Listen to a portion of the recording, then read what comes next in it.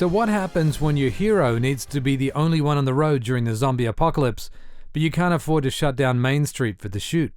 Well, it's time to clean plate. Today, we'll give you a very quick rundown of how to remove cars from a road using a clean plate. Now, I intentionally chose a difficult shot so that you can also see the limitations of the technique. At first glance, things look pretty good. But if you take a look off into the distance and around the edges, things start to go horribly wrong. The problem is, a clean plate of the road doesn't take care of perspective shifts. Now, in a future episode, we'll show you how to clean plate the entire scene using Mesh Room for a full 3D solve, but for now, try to limit your camera moves to less perspective jarring actions. Okay. So the first step is to track a corner pin of the road ground plane. You can actually do this in a pinch using 4 point trackers, but that's way too much work if you have Mocha on hand. Here, I've run the footage through our auto-rotoscoping Python script to get them out of the cars. See the notes below this video for details. You always need to garbage out any objects that aren't fixed to the plane you're tracking in Mocha, and in this case that's the road. One truck got a little lost as it exited the frame, so I quickly added some additional roto just inside of Mocha, just for those few frames. I then tracked the road plane using a simple shape, making sure the garbage mat layers are above the one I'm tracking.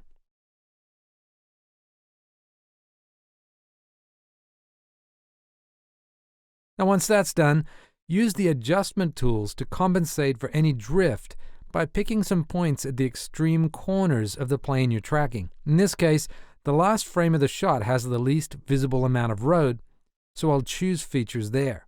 That way I can be sure they'll be on screen throughout the entire sequence.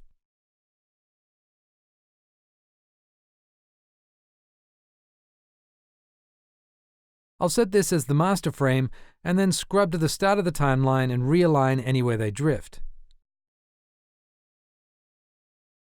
And I'll do a final scrub through of each corner point to make sure there's no longer any drift. Now, just export the tracked layer as a corner pin. We'll be using Nuke for this shot, but the principle's the same in any compositing app. You can download a free learning edition of Nuke from foundry.com, good for unwatermarked renders up to 1080p. Connect the corner pin to the source footage. Now, Nuke is a little clunky here, but to set a reference frame for the match move, we need to copy the tracking data into the From tab and then delete the keyframes by clicking each of the animation menu buttons, leaving the current frame's values in each field. Now, that's a little confusing. Just follow the recipe we're showing you here on screen, and all will be well. In Nuke, you choose between stabilize and match move behavior by toggling the invert button in the corner pin. We'll start by inverting it to stabilize and confirm that we have a solid track with no hiccups.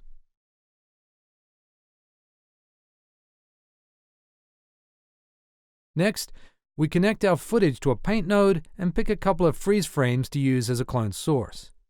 In Nuke, you use the frame hold node to create a freeze frame. Now, ahead of time, I've identified frames 18, 60, and 109 as good paint sources. Our shot's only 48 frames long, but it doesn't mean I can't use frames in the footage handles as sources for the paint. Using these freeze frames, I can reveal copies of the road from other frames to paint away the cars using Nuke's reveal brush.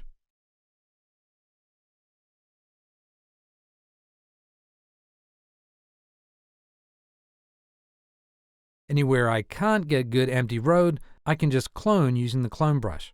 Of course, you can always export these frames and bring them into Photoshop as layers, and then use all of Photoshop's tools to create a clean plate there. A little organization here just to indicate that all these nodes are for creating a clean plate. And when it's done, just draw a matte of the portion of the image you want to replace. Try to find a nondescript blend point like this grass to hide any slipping over time. Now, one mistake a lot of people make is to try to do a partial replacement, say only over the cars that they're trying to remove, keeping the original road everywhere else. Now, that's almost never a good idea, since it creates weird rippling and distortion. Better to replace the entire road with a clean plate. I'll shuffle the matte into the alpha channel of my clean plate, pre-multiply it, and merge it over the source footage. Now, if I play back, the clean plate stays right where it is while the rest of the footage moves. What we need to do is reintroduce movement to our locked-down clean plate. That's as simple as grabbing a copy of the corner pin we originally used to stabilize it, and then clicking the invert button to switch it to a match move. If we now apply that to the clean plate, it'll move with the rest of the shot. Voila!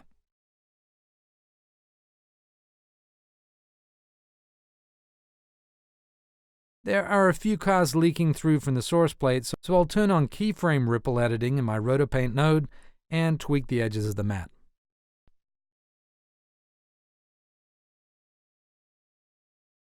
Finally, we roto our lone apocalypse survivor out of the source footage to merge back on top of the empty road.